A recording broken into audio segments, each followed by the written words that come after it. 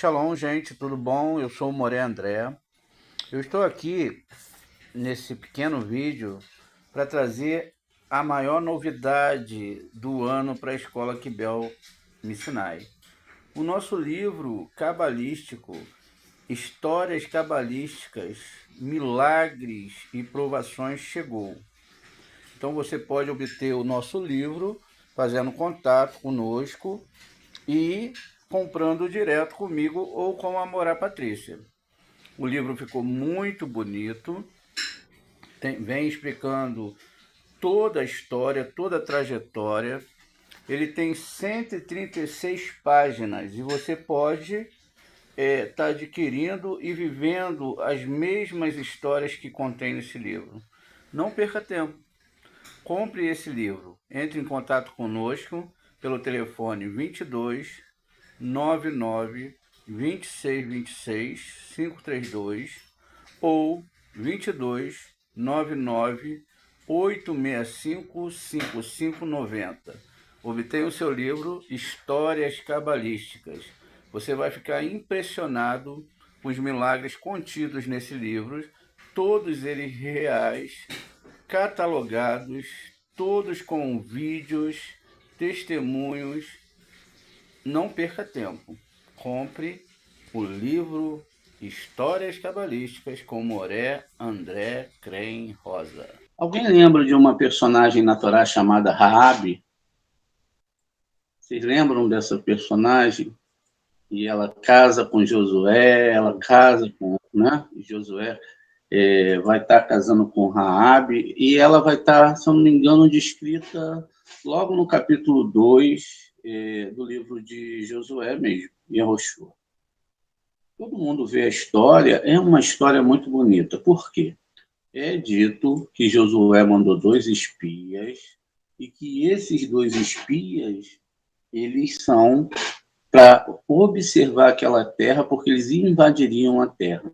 Então, vê, a conotação que a Torá tem dentro da sua história é que uma coisa muito boa não estava acontecendo. Imagine, 2 espias vão entrar numa terra, vão invadir naquela terra e vão matar as pessoas. Então, o primeiro assunto que nós temos ali é que nós é que temos que fazer essa matança, nós é que temos que observar, e não é nada disso que a Torá está falando.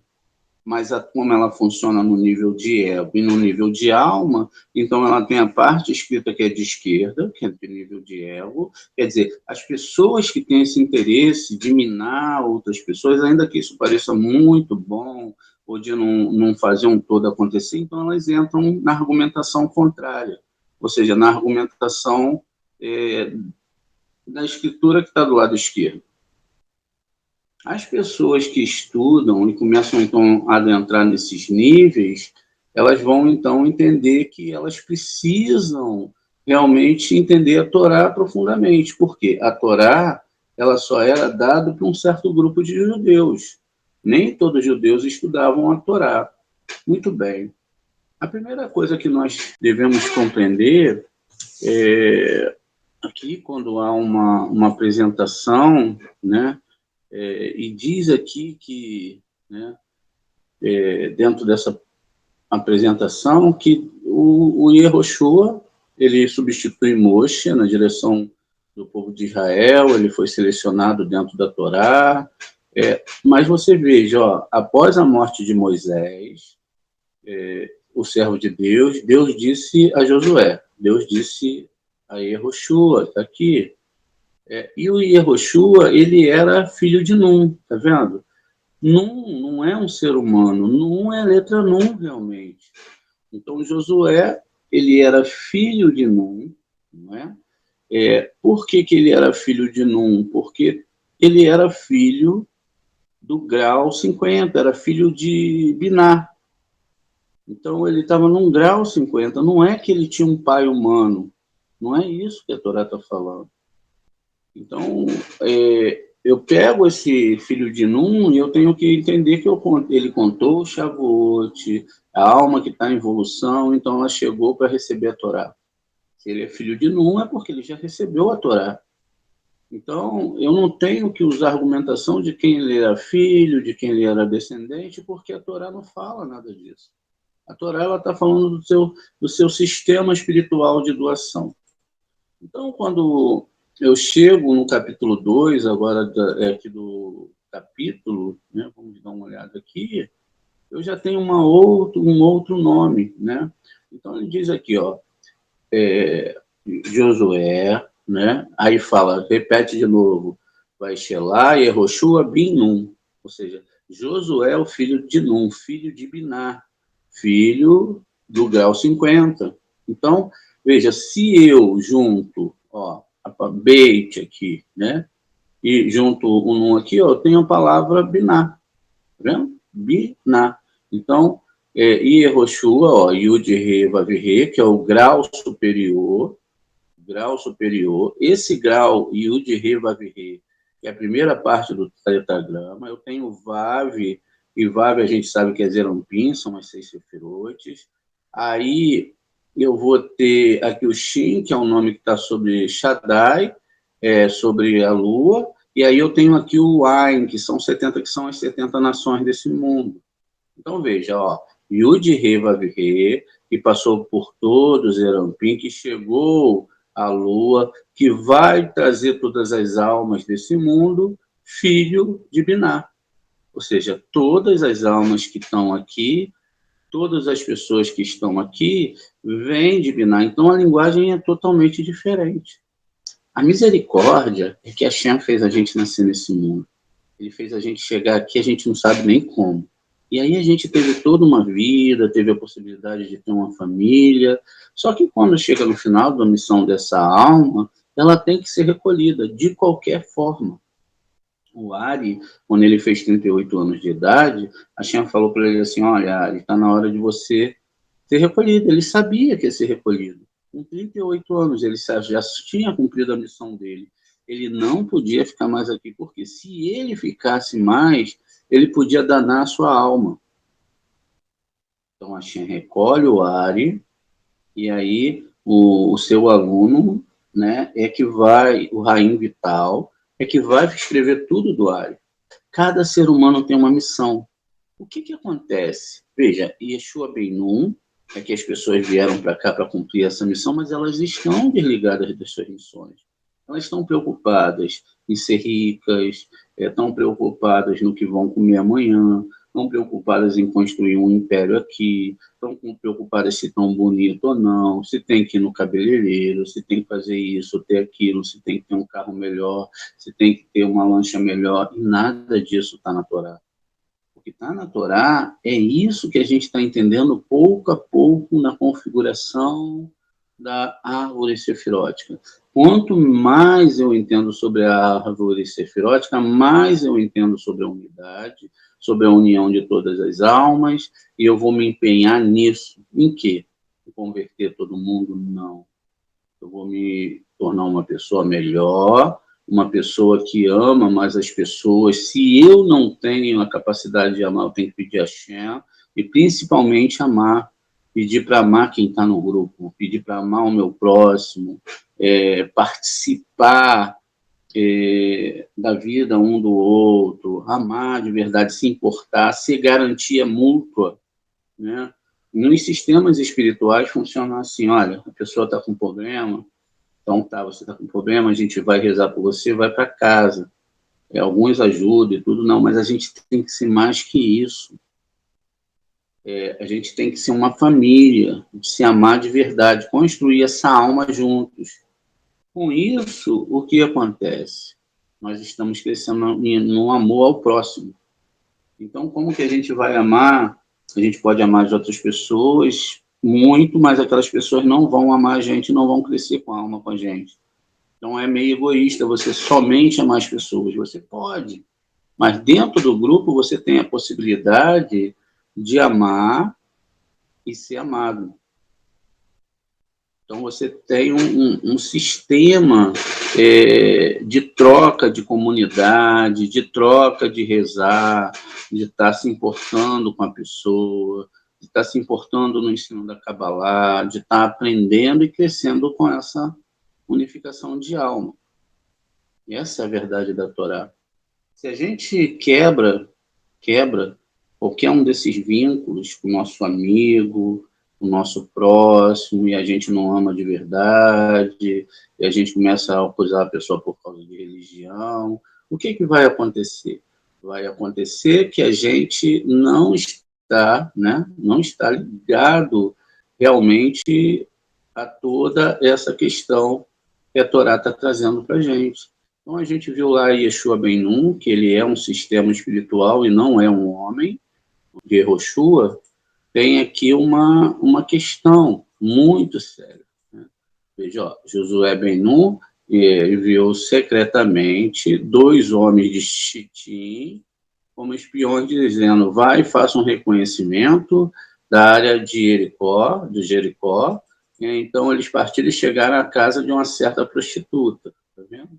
A palavra prostituta aqui é muito mal falada. E aqui tem a palavra Raabe, né? E eles pernoitaram na casa dessa mulher. Né? Então, aqui eu tenho o nome dela, ó, Raabe, tá vendo? Formado por um reixe, e esse reixe, ele depois tem um rei e um beit. Então, a gematria aqui é 210. 210.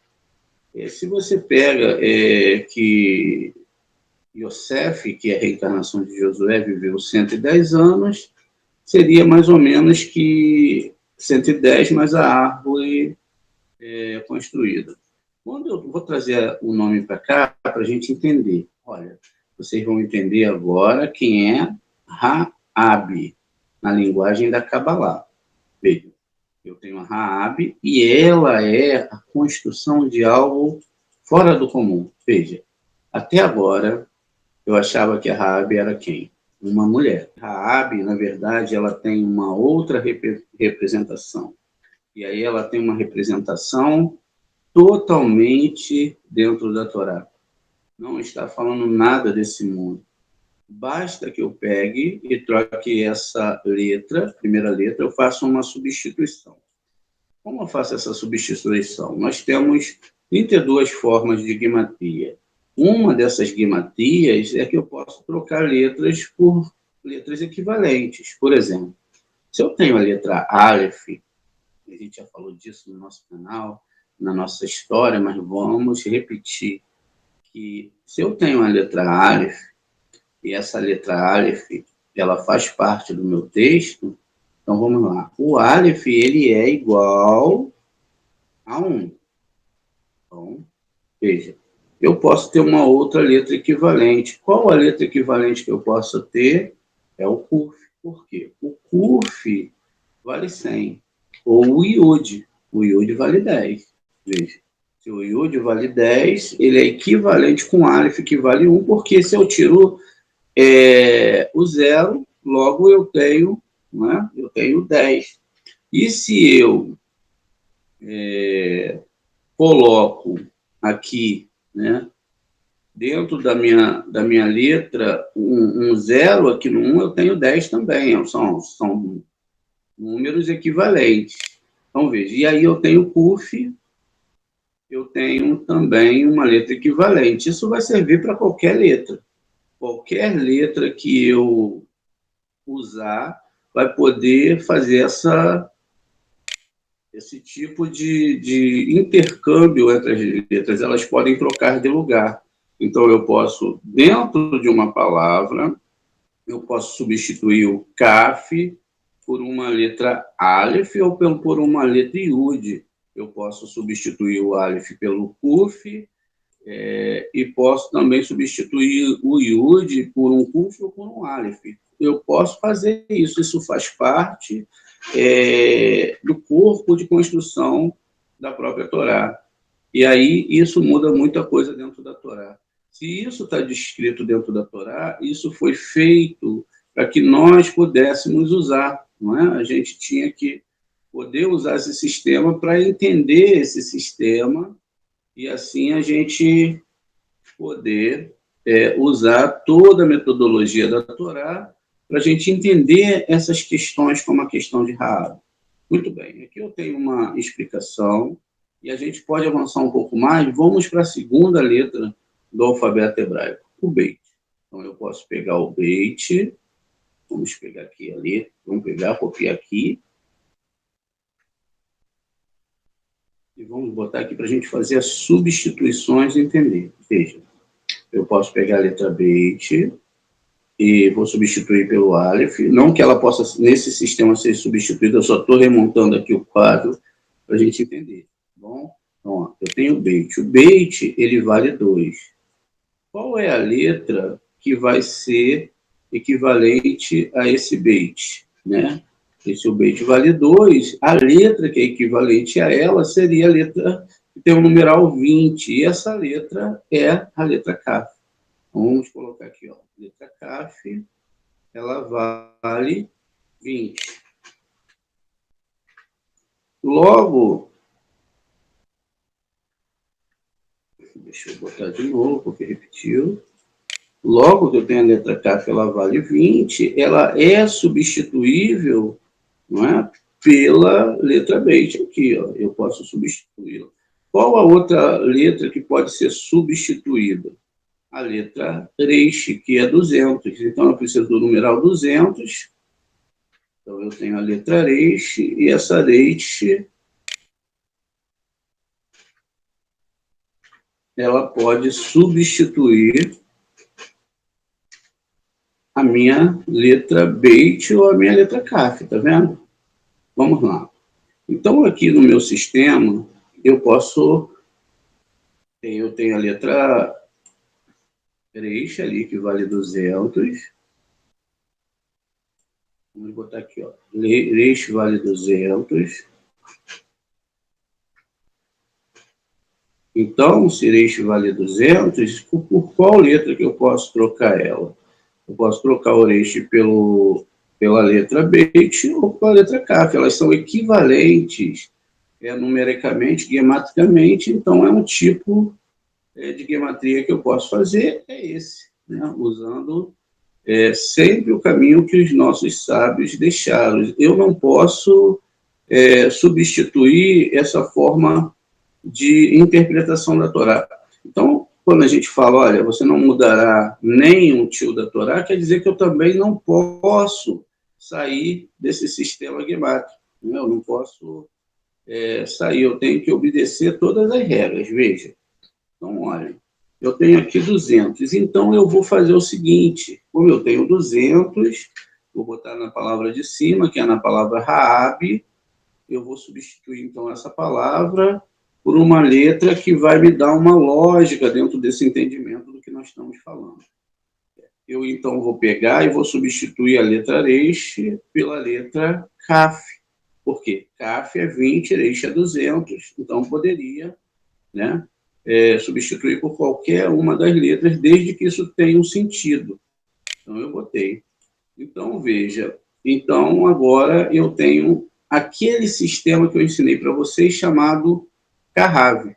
Então, eu tenho aqui agora não mais o nome Rahav, mas eu tenho o sistema Kahav, ou Kahab. Então, veja, vamos escrever em português.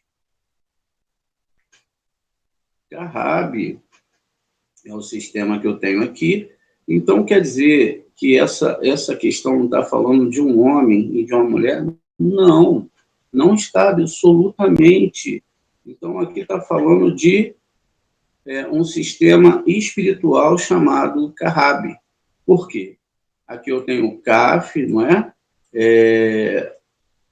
de Keter, tá vendo? Então, olha, então aqui está falando de 3 sefirotes, sim, está falando daquelas sefirotes que nós estudamos anteriormente. Veja, então agora eu dei um salto mental, quer dizer então que aqui é Keter, é a primeira sefirote, a segunda palavra é da palavra Rohimá, sim, é da palavra Rohimá, e a terceira palavra é de Biná. Isso quer dizer então que o sistema que eu entendi até agora, ele é diferente. Então, aqui não está falando de uma mulher, mas está falando de todo um sistema humano para a correção de todas as almas. Gente. Então, a gente tem um Kuf de Keter, né? O Kafir de Keter, que foi substituído, agora não vale 200, mas vale 20. Então, eu tenho ele que vale 20 e que vai estar ligado a esse sistema espiritual, lá de cima. Biná, Keter, Orimá e Biná. Como toda a Torá é uma linguagem da Torá, então agora eu sei o que é Rahab. Rahab, na verdade, né? Rahab quer dizer Rahab. Não é uma mulher, mas é um sistema dentro da Torá falando das sefirotes. Porque a linguagem da Torá não tem nenhuma construção no nosso mundo. Ela está falando dos mundos espirituais e está falando dessas 3 sefirotes. A primeira sefirote, Keter, é onde tem o nome Yud, juntamente com Rohimá, tem o nome Yud. O segundo Re, que é em Biná, inclusive esse sistema é a nomenclatura, ou seja, é ali a construção dessas iniciais, dessas sefirotes. Então, tudo está escondido dentro da Torá. Como que a gente sabe isso? Vamos abrir mais uma vez agora para entender, né, a questão do que os nossos sábios falam. Vamos ver o maior sábio da Torá. A gente já repetiu essa frase milhões de vezes para vocês. Então, vamos ver o que eles falam aqui. Ó. Vamos ver aqui o que quem está falando aqui é o Shilomon. A gente chama de Shilomon, mas não é Shilomon, Shilomo. O nome dele é exatamente escrito como Shilomo. Veja, ele em Provérbios, ele fala o seguinte, no Provérbios 1:6. Pode ler o capítulo todo, né? Então está aqui, ó, Micheli, ou Michelei, como é dito Provérbios em hebraico, e que em Michelei tem uma grande descrição sobre a sabedoria desse grande homem que era chamado de Shilomon. Por isso que começa, ó, Michelei, tá vendo? Então, essa palavra, Michelei, de Shilomá, ou seja, de Shilomo, perdão. Então, veja, aqui eu tenho o nome de Shilomo, mas aí eu tenho o Shin, que a gente já sabe que o Shin está sobre a lua, também representa fogo, o Lâmede, que representa o signo de Libra, que é julgamento, o Men, que representa a água. Veja, fogo, água e julgamento. E no final a letra Re, que são os 5 livros da Torá. E ele era bem Davi. Davi a gente já sabe que é Malhut, que é realeza. E ele bota aqui, ó, Meler, de Davi Meler, Davi Malhut, né? E aí diz rei de Israel. Israel, a gente separando, é todo aquele que é direto a Deus. E aí ele continua aqui, ó, para aprender a sabedoria. O que é sabedoria aqui? Ó, rimar, aprender a rimar. Então, quando o rei Shilomon, Deus fala para ele, rei Shilomon, me pede alguma coisa, eu te darei. Me pedirem riquezas, etc, etc, eu te darei. Ele pede, não, eu quero o conhecimento de Rohimá. Não é aquela sabedoria que as pessoas imaginam, que Shilomon era técnico, que ele sabia isso, que ele falava a língua dos pássaros. Não, esses pássaros são dos mundos espirituais. Eles são seres espirituais, são forças que estão muito acima da nossa realidade. Ele diz isso, para aprender a sabedoria, um massar, ou seja, a disciplina, para aprender a palavra, veja, Então, eu tenho Rorimá para aprender a palavra de, olha aqui, Biná, tá vendo? Biná. Então, aqui é que você tem que aprender a linguagem das Sefirot.